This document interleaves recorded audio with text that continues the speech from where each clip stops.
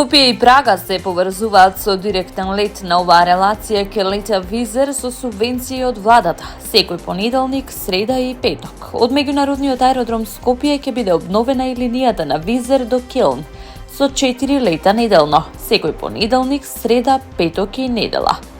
Ова авиолинија е порака дека Македонија ги отвора вратите кон Европа и ја зацврстува поврзаноста со еден од најдинамичните региони, рече министерката за енергетика, рударство и минерални суровини Сања Божиновска.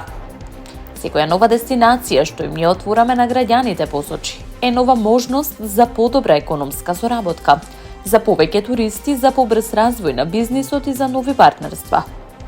Неџат Курт, генерален директор на Визер, истакна дека со отворањето на оваа рута не само што се нуди нова можност за патниците и се поврзуваат двата града Скопје и Прага, се создаваат можности за економска соработка, туризам, културни разменувања и развој на деловните врски.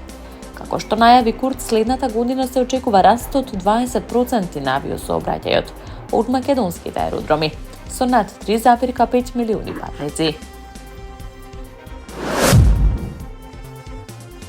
Министерот за внатрешни работи Панче Тошковски е задоволен од резултатите од тест периодот на проектот Безбеден град. Тошковски вели дека граѓаните значително ја намалиле брзината на возење, а бројот на сообраќајни незгоди е во опаѓање. Тест периодот покажува дека Македонија има сила да биде нормална земја.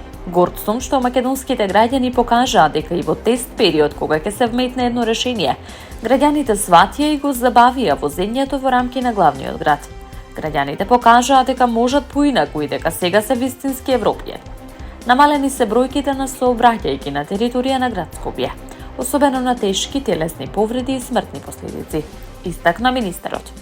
Граѓаните ќе можат да пријавуваат неправилности и проблеми со системот Безбеден град преку специјален пункт во склоп на управните служби на МВР, интернет страница и мобилна апликација, најави Тошковски. Бројот на жртви во нападот на плажата Бонди во Австралија за време на прославата на еврејскиот празник Ханука се искачи на 16, вклучувајќи едно дете, изјави министерот за здравство на Нов Јужен Велс Рајан Парк. Изјави за телевизијата ABC дека меѓу жртвите е еден од двајцата напаѓачи.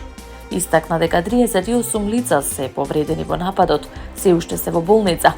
Полицијата претходно соопшти дека еден од осомничените напаѓачи е убиен, додека другиот е во критична состојба. Претходно беше објавено дека најмалку 12 лица, вклучувајќи го и еден од двајцата напаѓачи, се убиени во пукотница врз членови на еврејската заедница, кои се собрале да го прослават празникот Ханука на плажата Бонди во Сиднеј, додека 29 лица се повредени. Францускиот председател Емануел Макрон изјави дека во телефонски разговор со неговиот украински колега Володимир Зеленски рекол дека Франција ќе продолжи да ја поддржува Украина со цел да се постигне цврст и траен мир. Франција застана и ќе продолжи да стои покрај Украина со цел да се изгради цврст и траен мир способен да ја гарантира безбедноста и суверенитетот на Украина и Европа на долг рок. Им се заблагодарувам на сите преговарачи, украински, европски и американски, кои работат кон оваа цел, напиша Макрон на платформата X. Францускиот председател рече дека што туку разговарал со председателот Зеленски. Американците, европејците и украинците бараат мир, додека Русија ја продолжува својата агресивна војна, Украина останува силна, додаде Макрон.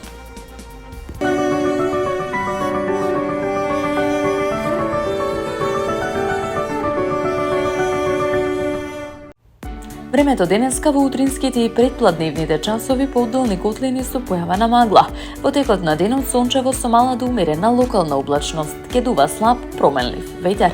Во Скопје предпладнево делови од котлината со појава на магла. Во текот на денот времето ќе биде сончево со мала облачност и претежно тивко. Според информациите од управата за хидрометеоролошки работи, стабилното и сончево време ќе продолжи до крајот на неделата. До крајот на неделата времето ќе биде сончево и претежно тивко. Во утринските и ноќните часови на одредени места ќе има појава на магла. Максималната температура ќе биде над просекот за овој период од годината, информира управата за хидрометеоролошки работи.